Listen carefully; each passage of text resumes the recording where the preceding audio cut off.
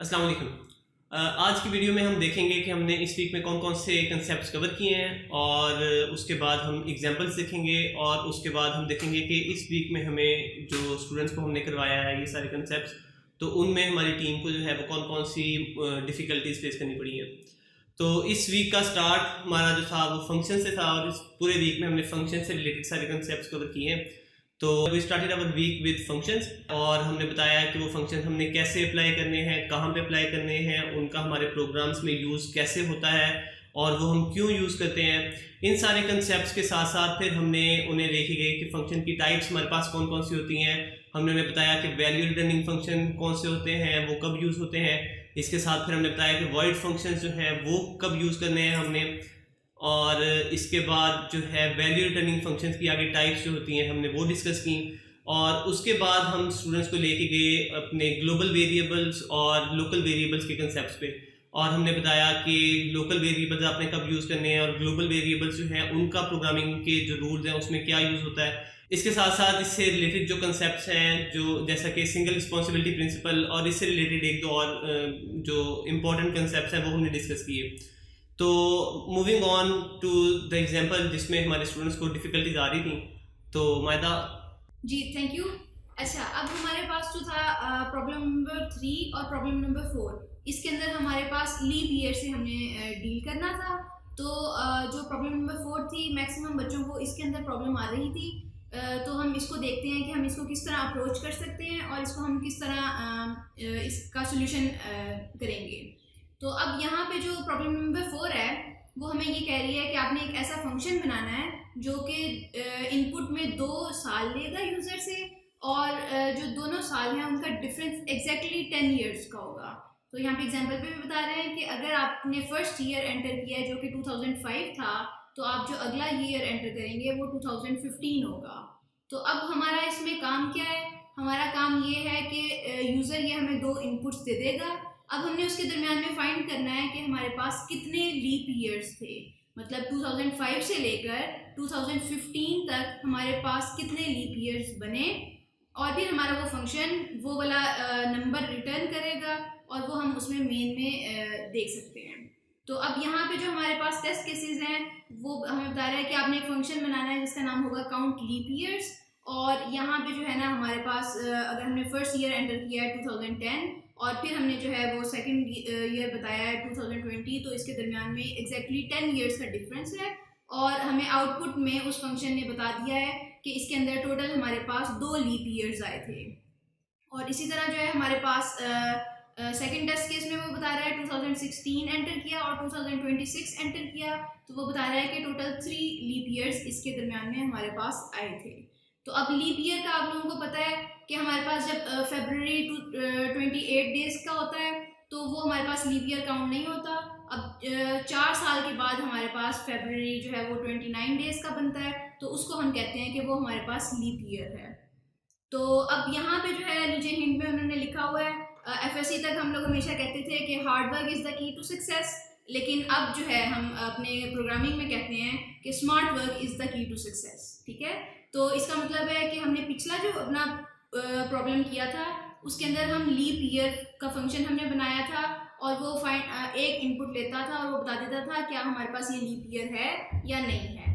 तो अब चूंकि हमने इसके अंदर भी लीप ईयर चेक करने हैं, तो क्यों ना हम अपना जो पिछला हमने फंक्शन बनाया था जो हमने प्रॉब्लम नंबर 3 के अंदर बनाना था उस फंक्शन को हम यूज़ करेंगे और फिर हम देखेंगे कि किस तरह हम प्रॉब्लम नंबर 4 को सॉल्व करते हैं। तो अब जो प्रॉब्लम नंबर 3 थी उसमें उन्होंने बताया था हमें कि लीप ईयर किस तरह कैलकुलेट करते हैं। तो यहाँ पे लीप ईयर कैलकुलेट करने के लिए हमारे पास 2 कंडीशंस थी कि वो बता रहा था कि अगर कोई भी ईयर हमारे पास 4 से भी डिवाइड हो सकता है और हमारे पास 100 से भी और 400 से भी, अगर इन तीनों से डिवाइड होगा तो वो हमारे पास लीप ईयर होगा। एक ये इंपॉर्टेंट पॉइंट है। और दूसरा पॉइंट ये है कि अगर हमारे पास वो सिर्फ 4 से डिवाइड हो रहा है लेकिन वो हमारे पास 100 से डिवाइड नहीं हो रहा, तब भी वो हमारे पास लीप ईयर है। तो अब हम ऐसा करते हैं कि हमारे पास जो है ना अपना कोड शुरू करते हैं और सबसे पहले हम ये लीप ईयर का फंक्शन बना लेते हैं ताकि हम इस फंक्शन को यूज़ करते हुए अपनी प्रॉब्लम नंबर 4 को सॉल्व कर सकते हो।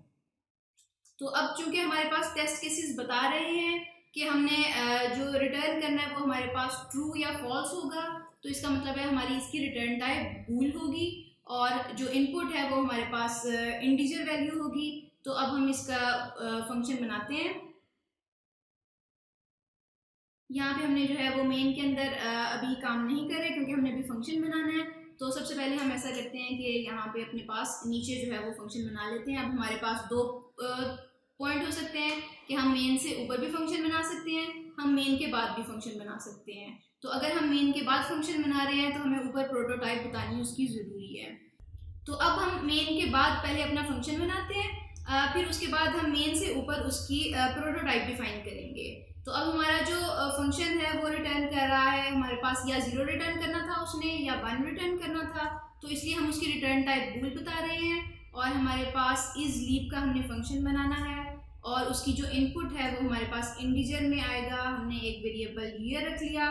तो अब इसके अंदर हम सारा अपनी फंक्शनैलिटी इम्प्लीमेंट करेंगे। तो अब हम साथ ऊपर जो है वो प्रोटोटाइप भी अपनी बता लेते हैं। ये मैं अभी कमेंट कर देती हूँ ताकि हमें जो है वो पता रहे कि यहाँ पे हमने फंक्शन की प्रोटोटाइप लिखी है और यहाँ पे नीचे जो है ये हम पूरी फंक्शन की डेफिनेशन दे रहे हैं। तो अब यहाँ पे जो हमारी फंक्शन की प्रोटोटाइप है वो हम एग्जैक्टली इसको यहाँ से कॉपी कर लेते हैं और यहाँ पे हम इसको पेस्ट कर देते हैं और साथ आगे सेमीकोलन लाजमी है। तो अब हमने क्या करना है, हमने अपनी कंडीशंस लगानी है। दो कंडीशंस जो कि हमें बता दिया है, चेक करना है हमने कि हमारे पास अगर ईयर 4 से भी डिविजिबल है, 100 से भी डिविजिबल है और 400 से भी डिविजिबल है। तो अब यहाँ पे हम अपनी कंडीशन लगा लेते हैं। सबसे पहले हम देखते हैं कि अगर हमारे पास जो ईयर है वो हमारे पास डिविजिबल बाय 4 है, तो अब हमने जब चेक करना है डिविजिबल बाय 4 तो ऑब्वियसली हम उसका जो है चेक करेंगे कि क्या उसका रिमाइंडर हमारे पास 0 आ रहा है 4 से डिवाइड करके। तो रिमाइंडर कैलकुलेट करने के लिए हमारे पास मॉडुलस ऑपरेटर होता है। तो हमने यहाँ पे देख लिया कि अगर हमारे पास ईयर जो है वो 4 से एग्जैक्टली डिविजिबल है तो तब, और फिर आगे जो है हमने चेक करना है 100 से डिविजिबल, तो उसके लिए हम यहाँ पे एंड लगाएंगे और फिर दोबारा से हम लिखेंगे कि अगर हमारे पास ईयर जो है वो एग्जैक्टली डिविजिबल है 100 के साथ, तो हमने यहाँ पे चेक कर लिया उसको। और उसी तरह हमने चेक करना है कि अगर हमारे पास ईयर जो है वो एग्जैक्टली डिविजिबल है 400 से, तो तब हमारे पास क्या होगा। तो अब हमने ये तीनों कंडीशंस लगा ली हैं। अब इसके अंदर जो है अगर ये तीनों कंडीशंस हमारे पास ट्रू होंगी तभी हम क्या करेंगे, यहाँ पे रिटर्न कर देंगे 1, क्योंकि ये हमारे पास लीप ईयर होगा। अब जो सेकंड हमारे पास उन्होंने पॉइंट दिया हुआ था वो ये था कि अगर हमारे पास ईयर 4 से डिविजिबल है लेकिन वो 100 से डिविजिबल नहीं है तो फिर भी वो लीप ईयर होगा। तो हम यहाँ पे एल्स इफ लगा लेते हैं और फिर हम यहाँ पे चेक करते हैं अगर हमारे पास ईयर जो है वो डिविजिबल बाय 4 है एंड हमारे पास ईयर जो है वो डिविजिबल बाय 100 नहीं है, तो हम यहाँ पे फिर उसको कह देंगे कि ये हमारे पास लीप ईयर है। और बाकी जो यहाँ पे हमारे पास कंडीशंस हैं वो हमें चेक करने की ज़रूरत नहीं है, हम एल्स के अंदर लगा देंगे। बाकी कोई भी कंडीशन अगर हमारे पास आती है तो तब वो हमारे पास लीप ईयर नहीं होगा, तो हम 0 रिटर्न करवा लेते हैं। तो अब यहाँ पे हम जो है एल्स पोर्शन लिखते हैं और इसके अंदर हम यहाँ पे सिर्फ कर देते हैं कि रिटर्न 0। इसका मतलब है कि अगर वो हमारे पास ये दो कंडीशंस ट्रू नहीं होंगी तो हमारे पास वो लीप ईयर नहीं होगा। तो अब यहाँ पे इम्पॉर्टेंट पॉइंट है कि हम अपनी अलाइनमेंट देखना चाहते हैं कि हमारे पास कोड हमने सही लिखा हुआ है, हमारी ब्रैकेट सही है। तो उसके लिए यहाँ पे ना हम राइट क्लिक करके फॉर्मेट डॉक्यूमेंट का ऑप्शन होता है, उसके ऊपर अगर हम क्लिक करें तो ये देखें कि वो जो भी हमारे पास हमने लिखा हुआ था तो उसको वो इंडेंट करके और वो हमारे पास जो है ना एक अच्छे फॉर्मेट में विजिबल हो जाता है। तो ये ज़रूरी है कि आप साथ साथ अपने जो आप कोड कर रहे हैं उसको इंडेंट करते जाएं ताकि वो जो है ना आपके पास जो भी कोई अगर ब्रैकेट्स मिसिंग है तो वो आपको साथ ही दिखा देगा। तो अब हमने ये फंक्शन बना लिया है। अब हम जो है ना इसको कहते हैं यूनिट टेस्टिंग। हम अभी अपने इस फंक्शन को सिर्फ टेस्ट करके देख लेते हैं कि क्या ये हमारा फंक्शन सही चल रहा है या नहीं सही चल रहा। तो अब यहाँ पे जो है हम सी आउट सिंपली कर लेते हैं और यहाँ पे हम इस फंक्शन को कॉल करते हैं और इसके अंदर हम कोई ईयर पास कर लेते हैं जिसका हमें श्योर है कि वो लीप ईयर होगा। तो 2016 जो है वो हमारे पास लीप ईयर था। तो हम यहाँ पे अगर इसको सी आउट करके देखें तो हम देखते हैं कि क्या हमारे पास आता है। ये मैंने इसको किया कंपाइल, हमारे पास कोई एरर नहीं आया। अब हम करते हैं इसको एग्जीक्यूट। तो इसका मतलब है कि उसने हमें 1 दे दिया है, क्योंकि हमने कहा था कि अगर वो हमारे पास लीप ईयर होगा तो वो 1 रिटर्न करे, अगर नहीं तो फिर वो 0 रिटर्न करे। तो अब यहाँ पे हम 2016 की जगह 15 करके चेक कर लेते हैं एक दफ़ा कि क्या हमारे पास 2015 पे आंसर क्या आ रहा है। दोबारा से हमने कंपाइल किया, दोबारा से एग्जीक्यूट किया, तो अब हमारे पास 0 आ रहा है। तो इसका मतलब है कि हमने अपना फंक्शन इस लीप का बिल्कुल सही बना लिया है।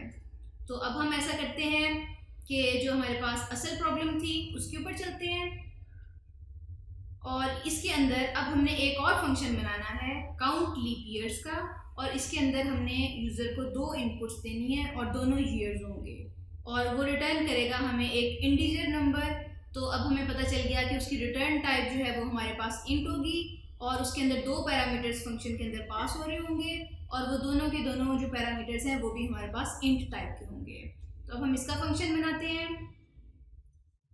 अब हमारे पास इसकी रिटर्न टाइप इंट है और उसका जो फंक्शन का नाम था वो था काउंट लीप ईयर या लीप ईयर्स।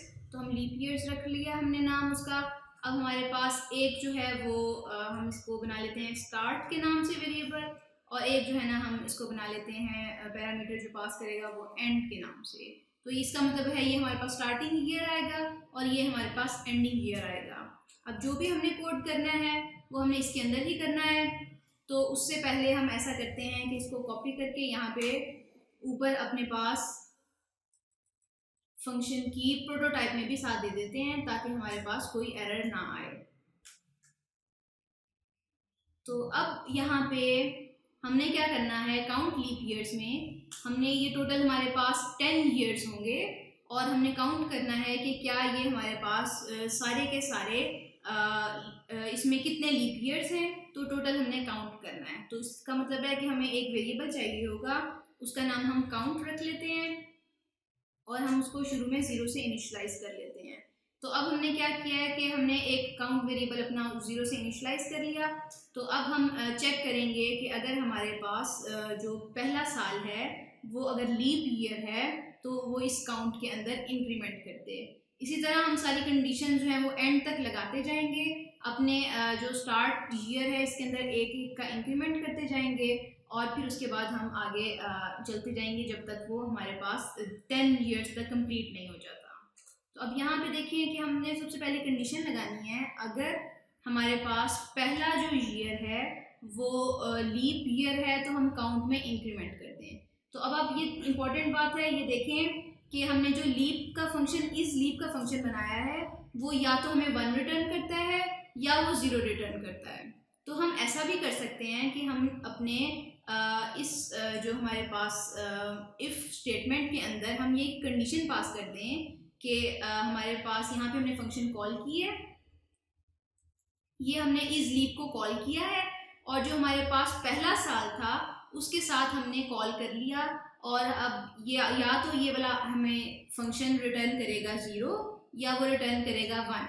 अगर वो हमें 1 रिटर्न करेगा तो इसका मतलब है कि ये हमारी कंडीशन ट्रू हो जाएगी। तो इसके अंदर वाला काम हम कर लेंगे और इसके अंदर वाला काम हम जो है वो कह रहे हैं कि हमने काउंट वेरिएबल के अंदर एक वैल्यू इंक्रीमेंट कर देनी है। तो हम काउंट वेरिएबल के साथ उसके अंदर एक वैल्यू का हमने इंक्रीमेंट कर दिया है। तो अब अगर हमारे पास वो लीप ईयर नहीं होता तो ये हमारे पास कंडीशन जो थी ये ऊपर से रिटर्न हमारे पास 0 आता और फिर ये हमारे पास कंडीशन जो थी वो फॉल्स हो जाती, तो वो हमारे पास काउंट में इंक्रीमेंट ना करता। तो अब यही काम हमें जो है वो अगले अपने सारे ईयर्स के लिए करना है। तो अभी हमने जो है वो स्टार्ट जो हमारे पास जो भी यूज़र इनपुट करेगा वो हमने चेक कर लिया। अब हम यही कंडीशन जो है वो 9 दफ़ा यहाँ पे पेस्ट कर सकते हैं। तो अब यहाँ पे पहले हमने स्टार्ट में किया था, अब हमने क्या करना है इसमें एक प्लस कर देते हैं। तो इसका मतलब है कि सपोज अगर यहाँ पे यूज़र ने 2005 एंटर किया था तो 2005 जो था वो यहाँ पे हमारे पास चेक हो गया। अब उसके अंदर हमने एक जो है वो ऐड कर दिया, तो इसका मतलब है 2006 जो है वो यहाँ पे चेक हो रहा है। तो इसी तरह हम जो है ना वो बाकी सारे भी अपने काम करते जाते हैं और साथ साथ अपने डॉक्यूमेंट को फॉर्मेट भी करते जाते हैं। बल्कि हम यहाँ पे कॉपी किया हुआ है, हमने पेस्ट करते जाते हैं। और यहाँ पे हमने स्टार्ट में अब यहाँ पे 2 ऐड कर देना है, यहाँ पे हम जो है वो 3 ऐड कर देंगे, यहाँ पे हम 4 ऐड कर देंगे, यहाँ पे हमने 5 ऐड कर दिया, यहाँ पे हम 6 ऐड कर देते हैं और यहाँ पे हम जो है वो 7 ऐड कर देते हैं, यहाँ पे हम 8 ऐड कर देते हैं और यहाँ पे हम जब 9 ऐड करेंगे तो हमारे पास टोटल जो है वो 10 ईयर्स के लिए हमने चेक कर लिया है। तो अब हमने जो है वो देख लिया है, हमारे पास काउंट का शुरू में जो था वो 0 था। अब जितने ईयर्स इसमें हमारे पास लीप ईयर बनेंगे उतनी दफ़ा हमारे पास काउंट वेरिएबल जो है वो इंक्रीमेंट होता जाएगा। तो अगर वो बीच में हमारे पास 2 दफ़ा कंडीशन ट्रू हुई है तो काउंट की वैल्यू हमारे पास 2 हो जाएगी।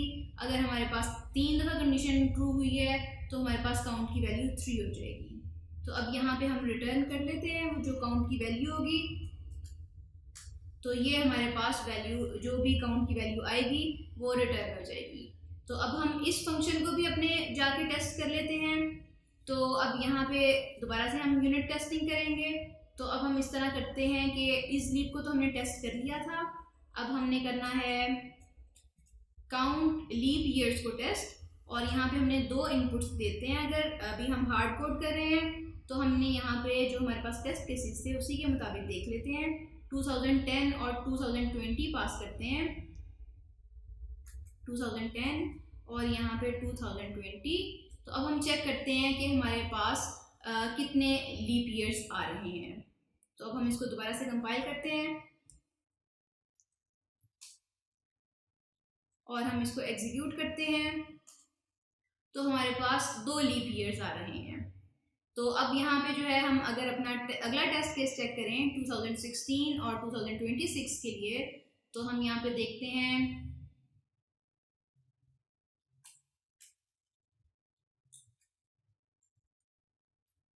इसको हम दोबारा से कंपाइल करते हैं और दोबारा से एग्जीक्यूट करते हैं। तो इसका मतलब है कि हमारे पास दोनों टेस्ट केसेस पास हो गए हैं। तो अब जो हमारे पास फर्स्ट टेस्ट केस था उसने हमें जो है वो 2 रिटर्न किया था और जो सेकंड टेस्ट केस है उसने हमें 3 रिटर्न किया है। तो इसका मतलब है कि हमने जो अपनी प्रॉब्लम थी उसमें हमने इस लीप का फंक्शन यूज़ किया और उसको यूज़ करते हुए हमने यहाँ पे अपने पास कंडीशंस लगाई और अपने हर ईयर को हमने चेक किया कि वो क्या लीप ईयर है। अगर तो है तो हमने अकाउंट में इंक्रीमेंट कर लिया, अगर वो लीप ईयर नहीं है तो हमने वो उसके अंदर अकाउंट में इंक्रीमेंट नहीं करेगा। अच्छा माहिदा, अभी आपने जो ये कोड लिखा है इसमें आपने जो सेकंड पैरामीटर एंड पास किया था उसे तो आप चेक ही नहीं कर रहे, तो वो हमने बीच में क्यों यूज़ किया है? ठीक है, वेरी गुड क्वेश्चन।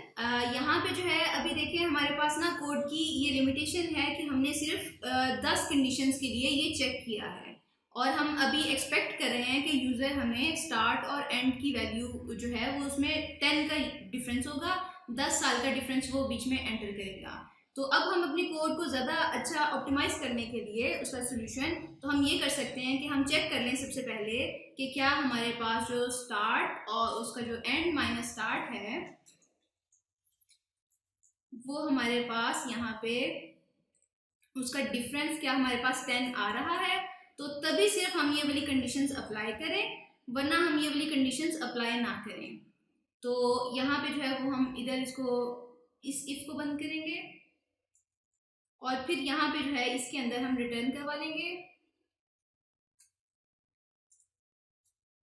और वरना एल्स में हम सिंपली जो है वो रिटर्न करवा लेते हैं कि आपने गलत इनपुट दी थी तो उसलिए हमने -1 रिटर्न करवा दिया है। तो हमारे पास हमने वैलिडेशन लगा दी है ताकि हमारे पास यूज़र जो है वो 10 ईयर्स का डिफरेंस ही एंटर करे और वो कोई गलत जो है इनपुट हमारे पास ना आए। जी स्टूडेंट्स, इस तरह आप लोग जब इस किस्म का आप देखिए कोड हमारा काफ़ी हो चुका है और कंडीशंस भी बढ़ चुकी हैं, तो एक तो आप लोगों ने इसके ऊपर कमेंट्स वगैरह लाजमी ऐड करने हैं, यानी कि जब आपकी नेस्टेड में हम जा रहे हैं तो आप थोड़ा सा एक्सप्लेन करते जाएं कि ये जो ब्रैकेट क्लोज हो रही है वो किसकी हो रही है। दूसरा बहुत इंपॉर्टेंट बात है कि जैसे कि मैम ज़रा आप इज लीप ईयर वाले फंक्शन पे जाएं। ये बहुत अच्छी टेक्निक होती है कि जो हमारे फंक्शन बूल रिटर्न करते हैं, बूलियन एक डेटा टाइप है हमारे C++ के अंदर जो 0 या 1 की फॉर्म में हमारा रिटर्न करते हैं, या इसमें 0 या 1 वैल्यू स्टोर कर सकते हैं। तो जब भी कोई फंक्शन बूल की फॉर्म में डेटा रिटर्न कर रहा हो तो हमेशा इट्स रिकमेंडेड कि आप उसको इज से स्टार्ट करें, इज दिस इज, जैसे इज लीप ईयर। तो ये एक अच्छी प्रैक्टिस है, आप इसको लाजमी ऑप्ट करें। ये आपके कोड को ज़्यादा जो है वो एक बेहतर लुक देती है और इट्स रिकमेंडेड, इंडस्ट्रियल जो स्टैंडर्ड है वो भी यही फॉलो करते हैं। अच्छा, अब हम ना ज़रा थोड़ा सा इसके ऊपर डिस्कस कर लेते हैं कि बच्चों को क्या चैलेंजेस फेस करने पड़े थे इसके अंदर। तो जब मैं लैब करवा रही थी तो सबसे ज़्यादा बच्चों को जो इशू आ रहा था वो उनको फंक्शन कॉलिंग में इशू आ रहा था। वो फंक्शन को इजीली डिफाइन भी कर पा रहे थे, उन्होंने उसके जो थी प्रोटोटाइप भी बिल्कुल सही लिख ली थी। अब वो क्या करते थे कि जब उन्होंने फंक्शन कॉल करना है तो अब जिस तरह मैंने यहाँ पे इज लीप ईयर को कॉल किया है तो बच्चे अक्सर इस तरह करते हैं, क्योंकि उन्होंने जो है ना उनको पता होता है कि उन्होंने यहाँ पे जो है ना वो डाटा टाइप भी बतानी है साथ। तो वो जब कोई वेरिएबल पास कर रहे होते थे तो वो उसके साथ यहाँ पे भी इंट लिखते थे और यहाँ पे भी साथ इंट लिखते थे। तो अब यहाँ पे जो है हमें उसको डाटा टाइप बताने की ज़रूरत नहीं होती जब हम फंक्शन कॉल कर रहे होते हैं। तो इम्पॉर्टेंट बात यह है कि आपको यहाँ पे फंक्शन जब आपने कॉल करना है तो आपने सिर्फ उसको पैरामीटर भेजना है। वो पैरामीटर आपने ऊपर पहले बनाया होगा, इंट टाइप का होगा आपके पास, या जो भी आपकी स्पेसिफिक टाइप है, फिर उसके बाद आप उसको पास करेंगे। तो यहाँ पे आपको डाटा टाइप बताने की ज़रूरत नहीं होती। हाँ जी, बिल्कुल। यहाँ पे आप कांस्टेंट भी पास कर सकते हैं, जैसे कि अगर आप लाइन नंबर 10 पे देखें तो 2096 हमने एक कांस्टेंट पास किया है। एक कांस्टेंट की बजाय आप इसी वेरिएबल, इस कांस्टेंट को किसी वेरिएबल में स्टोर करें और उस वेरिएबल को भी पास कर सकते हैं। इसके अलावा यहाँ पे जो लाइन नंबर जो हमारे पास 11 है, इसमें हम सी आउट के अंदर डायरेक्टली फंक्शन को कॉल कर रहे हैं, ठीक है। तो इसमें ये होगा कि फंक्शन कॉल भी होगा और साथ में जो चीज़ रिटर्न करेगा वो एज ए सी आउट आएगी। आप बेशक इसको एक लाइन एक्स्ट्रा ऐड कर दें और इसको आप इसके आंसर को किसी वेरिएबल में स्टोर करने के बाद उस वेरिएबल की मदद से भी सी आउट कर सकते हैं। इसके अलावा नेक्स्ट जो इंपॉर्टेंट चीज़ है जो आज हमने शायद यहाँ पे तो डिस्कस की है बट क्लासेस के अंदर हमने वो डिस्कस नहीं की, वो इंपॉर्टेंट है, कुछ सेक्शन के अंदर शायद हमने डिस्कस की हो, तो वो देख लेते हैं। जो हमारा इज लीप ईयर वाला जो हमारा फंक्शन है उसको देखते हैं। इज लीप नहीं, जो दूसरा फंक्शन है हमारा काउंट लीप ईयर वाला।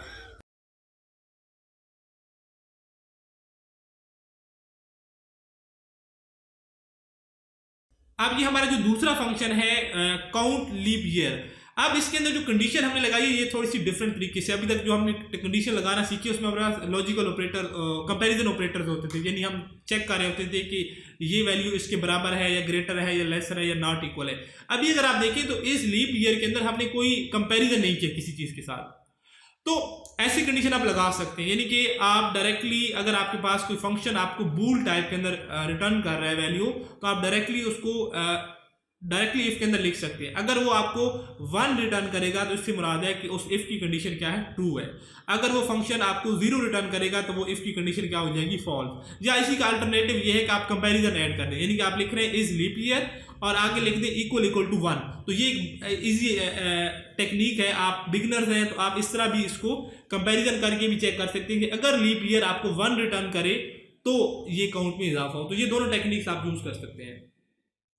अच्छा, अब यहाँ पे जो है ना अभी देखिए कि हमने इसके अंदर काफ़ी ज़्यादा कंडीशंस लगाई हैं, तो हमारा नेक्स्ट वीक में काम ही होगा कि हम देखेंगे कि किस तरह हमारे पास इन जो कंडीशंस हैं इसको हम मिनिमाइज़ कर सकते हैं। तो नेक्स्ट वीक में हम लूप्स पे बात करेंगे, तो आप हमारे चैनल को सब्सक्राइब करें और आप जो है हमारे नेक्स्ट वीडियोज़ जो है वो लाजमी देखें, क्योंकि आगे जो है हम फर्दर इंपॉर्टेंट कॉन्सेप्ट्स डिस्कस करेंगे। So that's it for the functions. Students, सबसे इंपॉर्टेंट कंसेप्ट है फंक्शन हमारा प्रोग्रामिंग के अंदर। आप किसी भी प्रोग्रामिंग लैंग्वेज में स्विच करेंगे तो फंक्शन भी वो चीज़ है जो आपके कोड को स्मार्ट बनाते हैं, इजी टू अंडरस्टैंड बनाते हैं, आपका कोड रीयूजेबल होता है। तो फंक्शंस के ऊपर आपने सबसे ज़्यादा प्रैक्टिस करनी है और फंक्शंस जो लिखना है, अभी शुरू में आपके फंक्शन जो है आप ज़्यादा फोकस ना करें कि आप डायरेक्टली फंक्शन को सिंगल रिस्पॉन्सिबिलिटी प्रिंसिपल के तहत आप डेवलप करें। शुरू में बेशक आप नॉर्मली ग्रेजुअली प्रैक्टिस को ऑप्ट करेंगे, आप फंक्शन बनाना सीखें, फिर जहाँ तक हो सके आप उसके अंदर सिर्फ इतना लॉजिक लिखें कि वो एक फंक्शन जो है एक ही काम कर रहा हो। तो फंक्शन जो है हमारी प्रोग्रामिंग का अगेन मैं कहूँगा सबसे इंपॉर्टेंट पार्ट है, आपने सबसे ज़्यादा प्रैक्टिस करनी है। आपको रिकमेंडेड है कि अगर आप फ्री है, आपके पास टाइम है, तो जितने भी कोड आज से पहले तक हमने लिखे हैं वो आप फंक्शन के जरिए उनको कंप्लीट करने की कोशिश करें। और if you do have any question feel free to comment on our YouTube channel, we will try कि हम आपको उसका आंसर करें। So thanks you so much for this week and we wish you a good luck for this week.